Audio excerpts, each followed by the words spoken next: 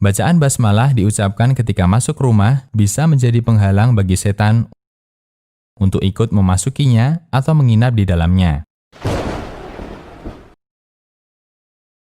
10 khasiat basmalah. Yang kami maksud khasiat basmalah adalah keutamaan basmalah. Berikut beberapa keutamaan kalimat basmalah. Pertama, pembukaan Al-Quran. Allah Ta'ala membuka kitabnya yang paling agung, yaitu Al-Quran, dengan lafadz basmalah. Demikian pula, semua surat dalam Al-Quran diawali dengan basmalah, kecuali surat At-Taubah. Kedua, Rasulullah SAW mengawali surat yang beliau kirim ke raja-raja untuk mengajak mereka masuk Islam dengan lafadz basmalah. Seperti surat yang beliau kirim ke Raja Heraklius.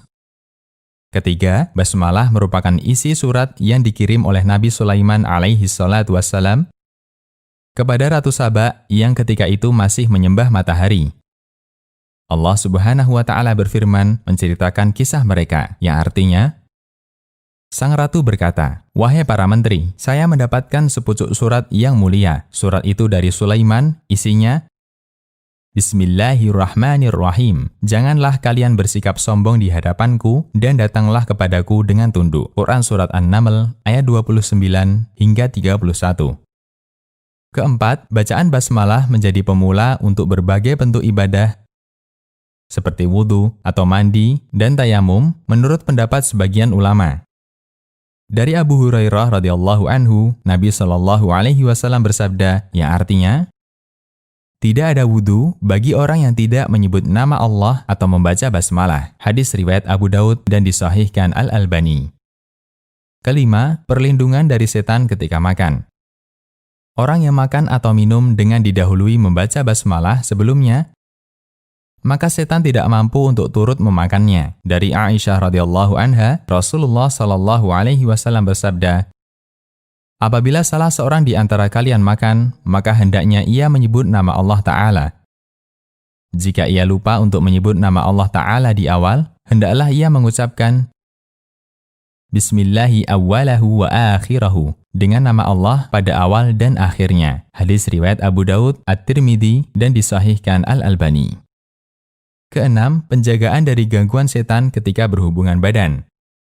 Dari Ibnu Abbas radhiyallahu anhuma bahwa Nabi SAW bersabda, yang artinya, jika salah seorang dari kalian, suami, ketika ingin menggauli istrinya, dan dia membaca doa dengan menyebut nama Allah dan seterusnya, kemudian jika Allah menakdirkan lahirnya anak dari hubungan intim tersebut, maka setan tidak akan bisa mencelakakan anak tersebut selamanya. Hadis riwayat Bukhari dan Muslim. Ketujuh, penghalang antara pandangan jin dan aurat manusia. Kita tidak bisa melihat jin, namun jin bisa melihat kita dalam semua keadaan. Tidak segan-segan, jin yang kurang bertanggung jawab juga akan melihat kita dalam posisi ketika tidak berbusana. Untuk menanggulangi hal ini, Rasulullah SAW mengajarkan agar ketika buka pakaian, kita tidak lupa membaca basmalah. Dari Ali bin Abi Thalib radhiyallahu anhu, Nabi SAW bersabda, yang artinya, penghalang antara mata jin dan aurat Bani Adam, apabila kalian masuk kamar kecil, ucapkanlah Bismillah. Hadis riwayat Tirmidzi dan disahihkan Al-Albani. Kedelapan, penghalang setan untuk membuka tempat barang berharga. Beberapa harta berharga yang kita simpan di malam hari juga akan menjadi incaran setan. Dia berusaha mengganggu kita dengan mengotori makanan atau mengambil barang berharga itu.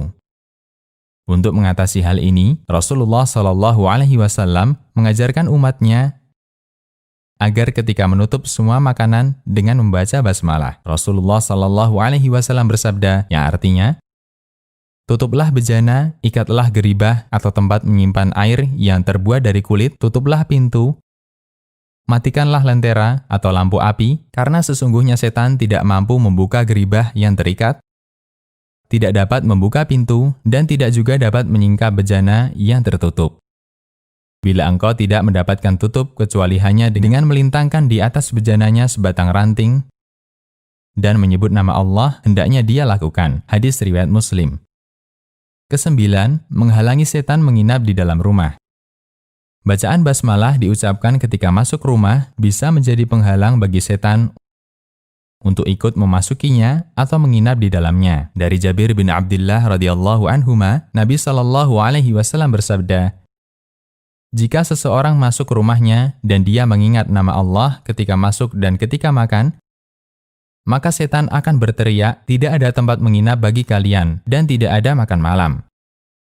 Namun jika dia tidak mengingat Allah ketika masuk, maka setan mengatakan, 'Kalian mendapatkan tempat menginap,' dan jika dia tidak mengingat nama Allah ketika makan, maka setan mengundang temannya, 'Kalian mendapat jatah menginap dan makan malam.'" Hadis riwayat Muslim.